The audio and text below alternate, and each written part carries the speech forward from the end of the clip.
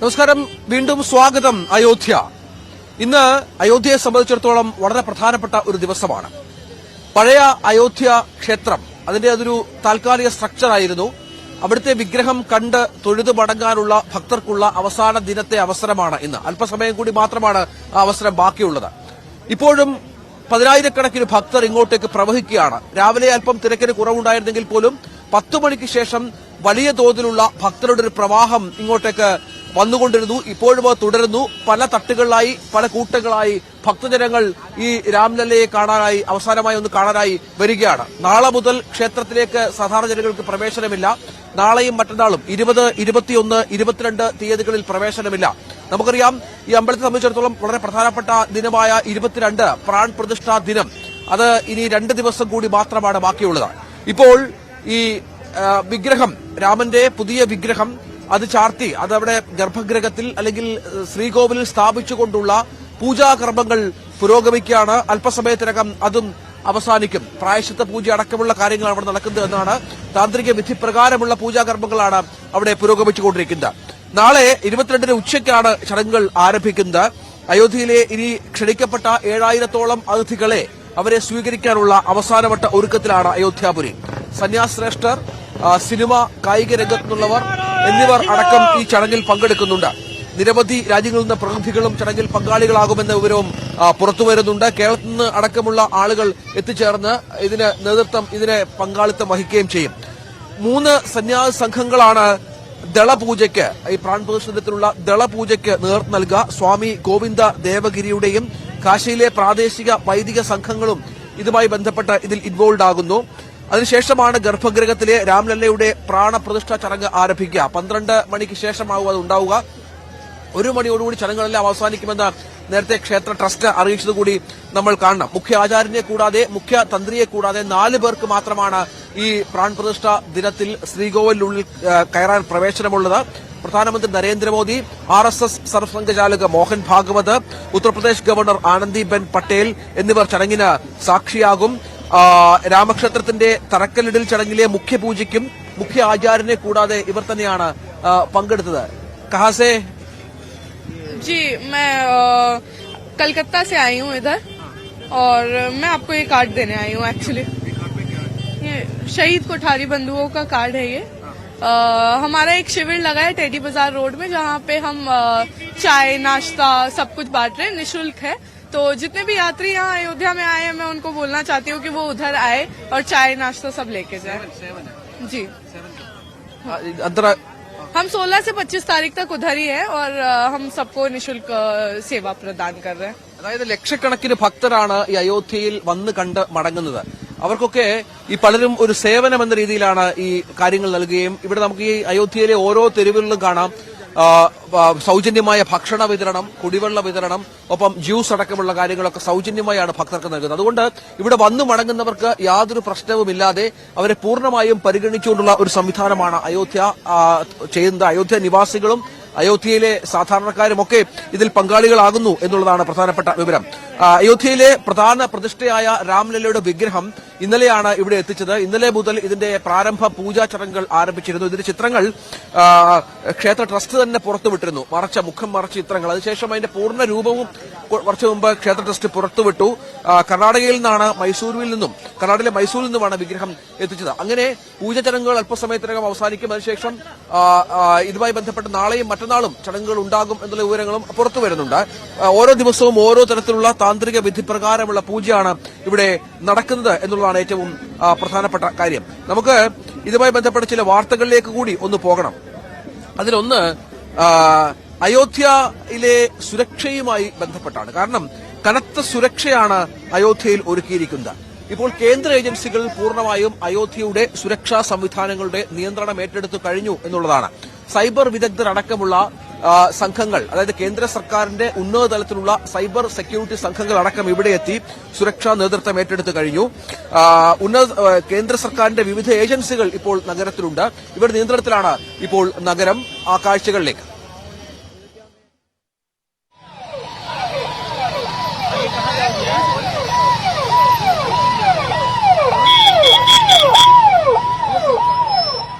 കേന്ദ്ര സർക്കാരിന്റെ cyber crime coordination centre, electronic and information technology മന്ത്രാലയം, intelligence bureau, Indian computer emergency team എന്നിവരും cyber വിദഗ്ധരും അയോധ്യ നിയന്ത്രിക്കുന്നു. സൈബർ ലോകത്ത് പ്രചരിക്കുന്ന വിദ്വേഷകരമായ ആപ്ലിക്കേഷനുകളെക്കുറിച്ച് ജാഗ്രത പാലിക്കണമെന്ന് കേന്ദ്ര ആഭ്യന്തര മന്ത്രാലയം മുന്നറിയിപ്പ് നൽകിയിട്ടുണ്ട്. ക്ഷേത്രനഗരിയിൽ ഭീകരവിരുദ്ധ സ്ക്വാഡിനെ വിന്യസിച്ചു. അങ്ങനെ സർവ്വ ഒരുക്കങ്ങളും സൂക്ഷ്മതയോടെ പൂർത്തിയാക്കുകയാണ് ഭരണകൂടം. A large number of people have been deployed for ensuring cleanliness. Close to 5,000 people are deployed, including machines and all that. It makes a huge impact. We have a large number of personnel deployed for ensuring that lights, toilets, garbage and all these are catered to, and they are able to give a wonderful performance. And apart from that, all the other departments are doing their best for making this event a huge success in terms of the kind of facility for the roads, for the stay arrangements of people, for the comfort of people through the night shelters, to Randvasera, through the arrangements in hotels, so on and so forth. 1548 ഇടങ്ങളിലാണ് CCTV ക്യാമറകൾ. Artificial intelligence അടിസ്ഥാനമായുള്ള anti mine ഡ്രോണുകളും അയോധ്യയിൽ വിന്യസിക്കും. Ayodhya desk, news 18. ഈ പ്രാണപ്രതിഷ്ഠയുടെ മുഖ്യ യജമാനൻ പ്രധാനമന്ത്രി നരേന്ദ്രമോദി തന്നെയാണ്. അദ്ദേഹത്തോടൊപ്പം മറ്റ് 4 പേർ കൂടിയാണ് ഈ ചടങ്ങിന് സാക്ഷികളാവുക എന്നുള്ളതാണ് ഏറ്റവും പ്രധാനപ്പെട്ട കാര്യം. അവർക്കാണ് ആദ്യമായി രാംലല്ലയുടെ പൂർണ്ണരൂപം ഇന്ത്യയിൽ കാണാനുള്ള, ഭാരതത്തിൽ കാണാനുള്ള, ആദ്യമായി കാണാനുള്ള ഒരു ഭാഗ്യമുണ്ടാകുക എന്ന് പ്രധാനമന്ത്രി തന്നെ പറഞ്ഞിരുന്നു. താൻ ഇത്രയധികം ജനങ്ങളെ പ്രതിനിധീകരിച്ചാണ് താൻ രാംലല്ലയെ കാണുന്നത് എന്നും അദ്ദേഹം പറഞ്ഞിരുന്നു. അദ്ദേഹം വലിയ വ്രതത്തിലും മറ്റുമാണ്. അദ്ദേഹം 21-ന്, ഈ വരുന്ന 21-ന് അദ്ദേഹം ഇവിടെ അയോധ്യയിലെത്തും. 21-ന് അദ്ദേഹം എത്തുക രാംപഥിലായിരിക്കും. അയോധ്യ വിമാനത്താവളത്തിൽ വിമാനമിറങ്ങി രാംപഥിലേക്ക് അദ്ദേഹം എത്തും. അവിടെ നിന്ന് നേരെ അയോധ്യയിലേക്ക് എത്തുമെന്നുള്ളതാണ്. 22-നാണ് ഇതുമായി ബന്ധപ്പെട്ട ചടങ്ങ് നടക്കുന്നത്. 22-ന് സരയൂ നദിയിൽ അദ്ദേഹം സ്നാനം നടത്തും. അതിനുശേഷം ഈ രാംപഥിലൂടെയും മറ്റും 2 കിലോമീറ്ററോളം കാൽനടയായി നടന്നാകും അയോധ്യയിലേക്ക് എത്തുക എന്നുള്ള വിവരങ്ങളും പുറത്തു വരുന്നുണ്ട്. ഏതായാലും നരേന്ദ്രമോദിയെ സംബന്ധിച്ചിടത്തോളം ഏറെ അഭിമാനകരമായ ഒരു മുഹൂർത്തമാണ്. BJPക്കും അവരുടെ തെരഞ്ഞെടുപ്പ് വാഗ്ദാനം പാലിച്ചു എന്ന തരത്തിലുള്ള ചർച്ചകൾ തന്നെ നടക്കുന്ന പശ്ചാത്തലമുണ്ട്. ഒപ്പം ഈ പ്രധാനമന്ത്രി ഇതിനു മുൻപ് ഇവിടെ എത്തിയത് ഈ അമ്പലത്തിന്റെ ചടങ്ങുകൾ, അതായത് തറക്കല്ലിടിയിൽ ചടങ്ങിന് 3 വർഷം മുൻപാണ്. അതിനു മുൻപ് അദ്ദേഹം അയോധ്യയിലെത്തുന്നത് 31 വർഷങ്ങൾക്ക് മുൻപ് മാത്രമാണ്. 31 വർഷങ്ങൾക്ക് ശേഷമാണ് 92-ൽ, ക്ഷമിക്കണം, 3 വർഷം മുമ്പ് അദ്ദേഹം എത്തുന്നത്. അതിനുശേഷം അദ്ദേഹം ഒരു പ്രതിജ്ഞ എടുത്തിരുന്നു, അയോധ്യ രാമക്ഷേത്രം യാഥാർത്ഥ്യമാകാതെ അയോധ്യയിലേക്ക് വരില്ല എന്ന രീതിയിൽ. അന്ന് അദ്ദേഹം ഇവിടെ ഒരു മഹലിലാണ്, ജാനകി മഹലിലാണ് താമസിച്ചിരുന്നത്. അവിടുത്തെ ജീവനക്കാർ അദ്ദേഹത്തോടൊപ്പമുള്ള ഓർമ്മകൾ അത് ഓർത്തെടുത്തു. അതുമായി ബന്ധപ്പെട്ട വാർത്തയിലേക്ക്.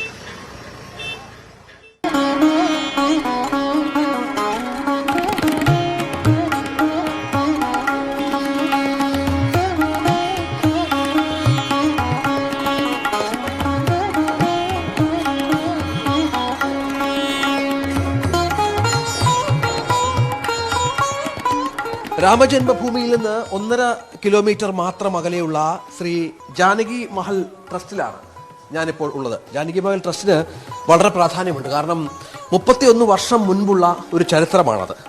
നമ്മുടെ പ്രധാനമന്ത്രി നരേന്ദ്രമോദി ഇവിടുത്തെ 108-ാം നമ്പർ റൂമിൽ 1991-ൽ താമസിച്ചിരുന്നു. അദ്ദേഹം അന്ന് ഒരു സാധാരണ പാർട്ടി പ്രവർത്തകനായിരുന്നു.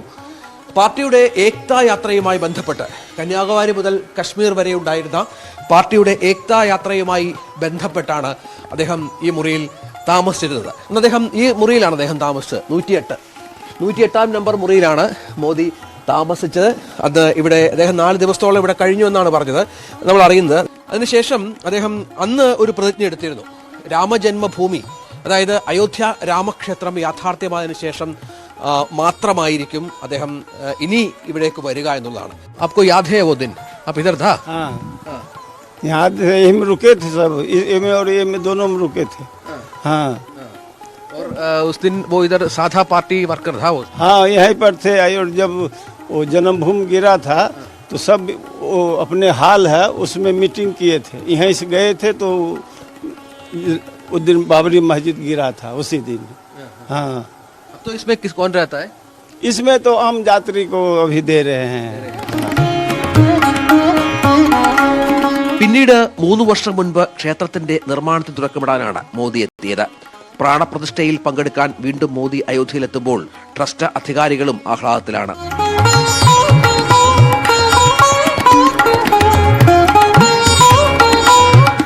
नहीं, वो आए थे जब सोमनाथ की यात्रा लेके अडवाणी जी आए थे हमारे यहाँ, तब वो यहाँ पर आके रुके थे, यहाँ पर जलपान भोजन किए, उसके बाद वो आगे निकले. तो अडवाणी जी के साथ में मोदी जी भी थे.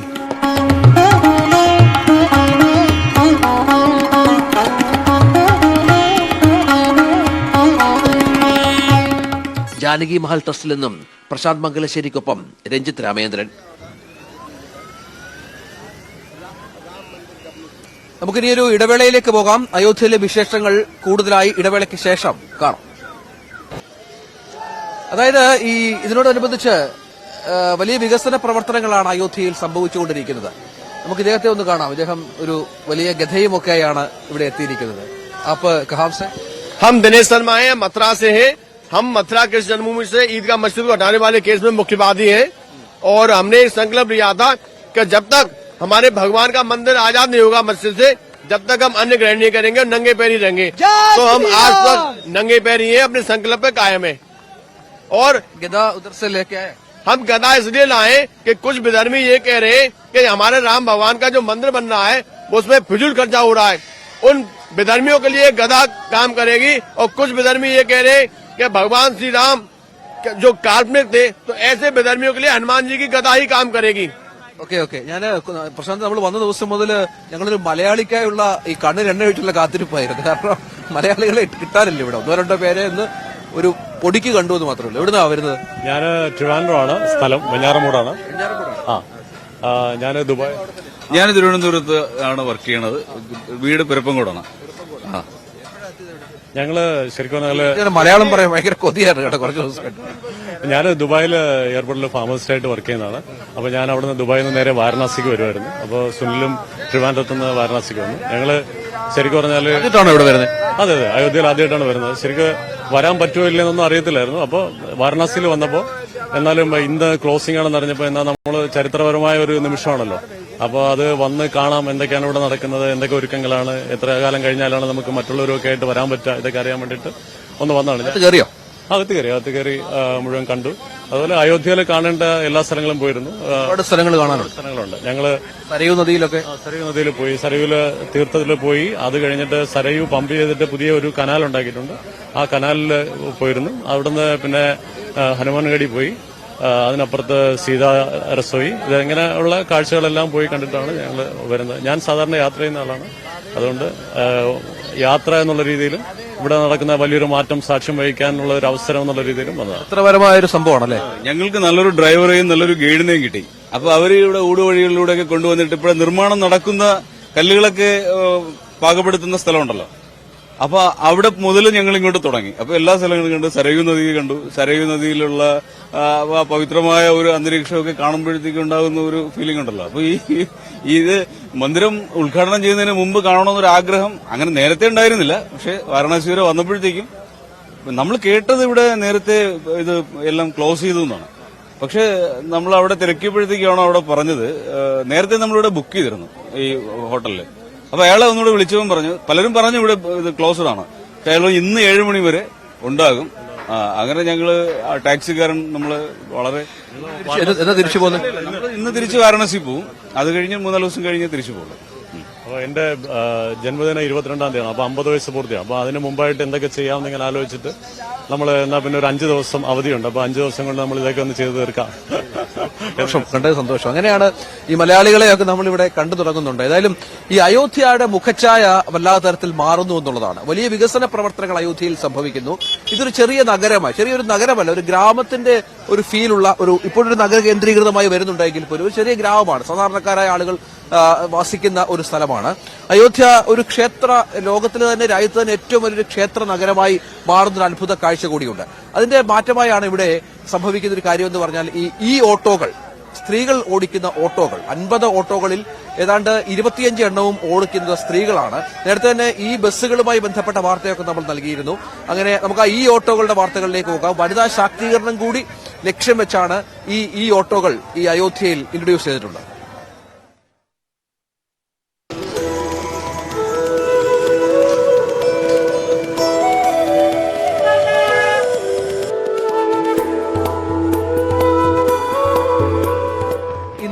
സർവീസ് ആരംഭിച്ച 50 ഈ ഓട്ടോകളിൽ ഒന്നിന്റെ സാരഥിയാണ്. വനിതാ ശാക്തീകരണത്തിന്റെയൊക്കെ ഭാഗമായാണ് ഇത്തരത്തിൽ ഈ രാമജന്മഭൂമിയിൽ ഈ ഓട്ടോകൾ ആരംഭിച്ചിരിക്കുന്നത്. आपको भी बहुत खुशी हो गया इस वक्त में? बहुत खुशी हो रही है सर. आप लोगों भी आगे होना चाहिए. हाँ जी, आगे हर लेडीज को आगे बढ़ना चाहिए. ये नहीं कि पुरुष के ऊपर ही निर्भर होना चाहिए. कोई भी हो, हर किसी को आगे बढ़ने का मौका मिलना चाहिए. और इस टाइम हम लोग अयोध्या में हैं, इससे बड़ी खुशी हो ही नहीं सकती. तो हम इसलिए यहाँ पे आए हैं ताकि यहाँ की जो औरतें हैं इनको भी उत्साह होना चाहिए आगे बढ़ने का. और यहाँ पे जो अयोध्या दर्शन करने आ रहे हैं तो इनकी सेवा में हम आए हैं सर. अच्छा, तो इसका रेट वो तो हो गया ना? रेट भी नॉर्मल ही है सर, जो जैसे चलता था वैसे चल रहा है. ऐसा कुछ नहीं है कि कम या ज्यादा है. पहले आप ऑटो राइड करता था ना? हाँ जी सर, हम लोग दिल्ली में काम करते थे, वहाँ से हमें यहाँ भेजा गया है. तो अभी थोड़ा यहाँ कुछ समझ नहीं आ रहा, लेकिन थोड़ा अब अच्छा लग रहा है यहाँ पे. हाँ जी, फैमिली को भी अच्छा है. बिल्कुल. फैमिली तो पूरी सपोर्ट कर रही है सर, उन्होंने ही यहाँ भेजा है.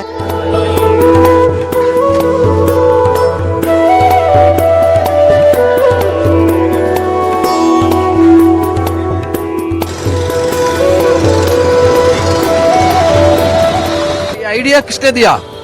आइडिया दिया किसी ने नहीं, बस अपना ही था कि हम भी आगे बढ़े. इसका प्रैक्टिस होना चाहिए ना राइड करने का. इसको आगे बढ़ने के लिए मेरे हस्बैंड ने सपोर्ट करा है. ഇലക്ട്രിക് ബസ്സുകളിൽ 50 എണ്ണമാണ് യാത്രക്കാർ നിറഞ്ഞോടുന്നത്. 25 ഈ ഓട്ടോകൾ പുരുഷന്മാർ ഓടിക്കുന്നു. അങ്ങനെ പൊതുഗതാഗത സംവിധാനം മുഴുവൻ ഇലക്ട്രിക് രീതിയിൽ മാറ്റാനുള്ള ആശയമാണ് അയോധ്യയിൽ പൂർത്തീകരിക്കുന്നത്.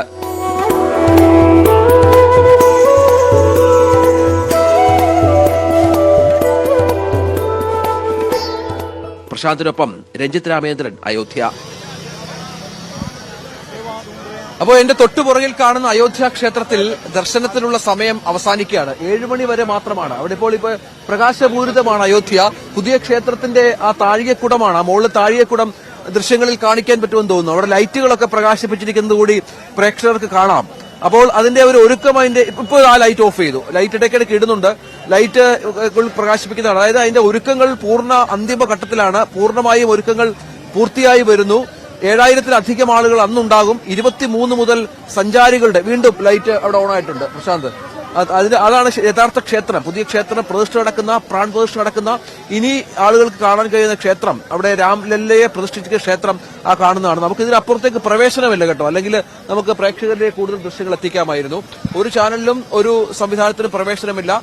സെൻട്രലൈസ്ഡ് ആയിട്ടുള്ള സിസ്റ്റത്തിൽ കൂടി മാത്രമായിരിക്കും ദൃശ്യങ്ങൾ 22-ാം തീയതി പോലും പ്രേക്ഷകർക്കായി നമുക്ക് എത്തിക്കാൻ പറ്റുക എന്നുള്ളതാണ്. കാരണം അതിന് അത്രത്തോളം നിയന്ത്രണങ്ങൾ പല ഘട്ടങ്ങളിൽ ഏർപ്പെടുത്തിയിട്ടുണ്ട്. വലിയ നിയന്ത്രണങ്ങൾ സംഭവിക്കുന്ന ഒരു പശ്ചാത്തലമുണ്ട്, വലിയ സെക്യൂരിറ്റി സംവിധാനങ്ങളുണ്ട്. കാരണം പ്രധാനമന്ത്രി അടക്കം വരുന്ന ഒരു ചടങ്ങാണ്. അങ്ങനെ ഓരോ നിമിഷവും അയോധ്യയുടെ മുഖഛായ മാറി മാറി വരുന്ന ഒരു പശ്ചാത്തലമാണ് ഇവിടെ സംഭവിച്ചുകൊണ്ടിരിക്കുന്നത്. അതിന്റെ ഭാഗമായി നമുക്ക് ദൃശ്യങ്ങളൊക്കെ കാണാം. വലിയ സന്തോഷത്തിലാണ്.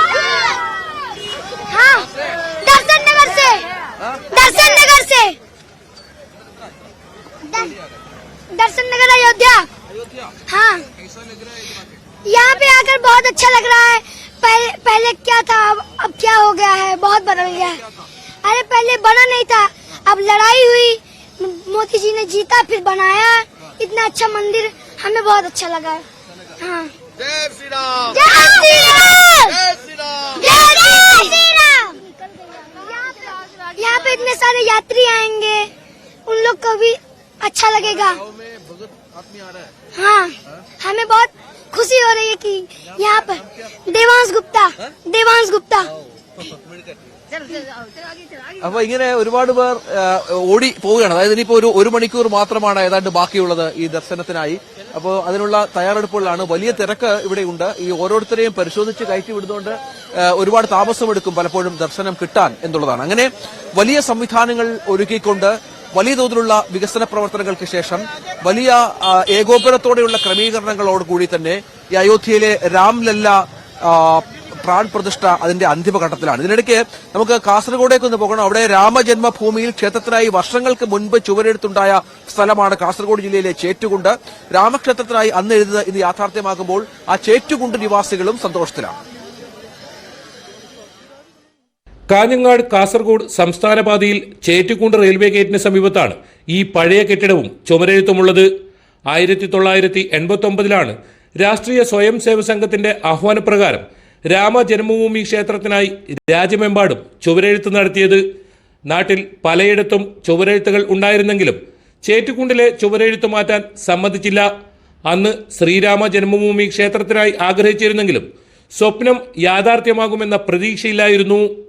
RSSന്റെ നേതൃത്വത്തിൽ വിശ്വ ഹിന്ദു പരിഷത്ത് അയോധ്യ പ്രക്ഷോഭം ഏറ്റെടുക്കുന്ന സമയത്ത് ഭാരതത്തിലെ എല്ലാ പ്രദേശങ്ങളിലും ഈ പ്രക്ഷോഭം നടന്നിട്ടുണ്ട്. ഇതിന് കർസേവകർ സ്വയം സേവകരായി പങ്കെടുത്തിട്ടുണ്ട്.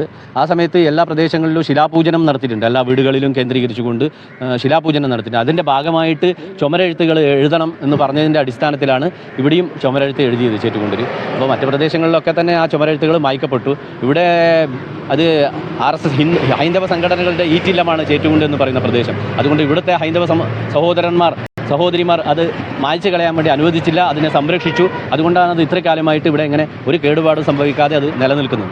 തർക്കഭൂമി തകർക്കപ്പെട്ട കാലങ്ങളിൽ ചേറ്റുകുണ്ടിൽ നിരവധി അക്രമങ്ങൾ അരങ്ങേറിയിരുന്നു. രാമക്ഷേത്രം യാഥാർത്ഥ്യമാകുമ്പോൾ പഴയതെല്ലാം മറന്ന് സന്തോഷത്തിലാണ് വിശ്വാസികൾ. പ്രാണപ്രതിഷ്ഠാ ദിനത്തിൽ വിപുലമായ ആഘോഷ പരിപാടികളും പ്രത്യേക പൂജകളും സംഘടിപ്പിക്കാൻ ഒരുങ്ങുകയാണ് ഹൈന്ദവ സംഘടനകൾ. ന്യൂസ് 18 കാസർഗോഡ്. ഏതായാലും ഇന്ന് അവസാന ദിവസമാണ് വിശ്വാസികൾക്ക് ക്ഷേത്ര ദർശനത്തിനുള്ളത്. ഇനി 23 മുതലാകും ക്ഷേത്രത്തിൽ ദർശനമുണ്ടാവുക. ന്യൂസ് 18 തുടരും. പക്ഷേ പ്രേക്ഷകർക്ക് ക്ഷേത്രത്തിനുള്ളിലേക്ക് കയറാൻ പറ്റില്ലെങ്കിലും ഇവിടുത്തെ ഓരോ സ്പന്ദനങ്ങളും നമ്മുടെ പ്രേക്ഷകരിലേക്ക് എത്തിക്കാൻ, ആളുകളിലേക്ക് എത്തിക്കാൻ ന്യൂസ് 18 തുടരും. ഇനിയുള്ള മണിക്കൂറുകളിലും ഓരോ സ്പന്ദനങ്ങൾ നിങ്ങളിലേക്ക് എത്തിക്കും. ഞാനും പ്രശാന്ത് മംഗലശ്ശേരിയും അയോധ്യയിലുണ്ട് 24 വരെ. തൽക്കാലം good bye, back to studio.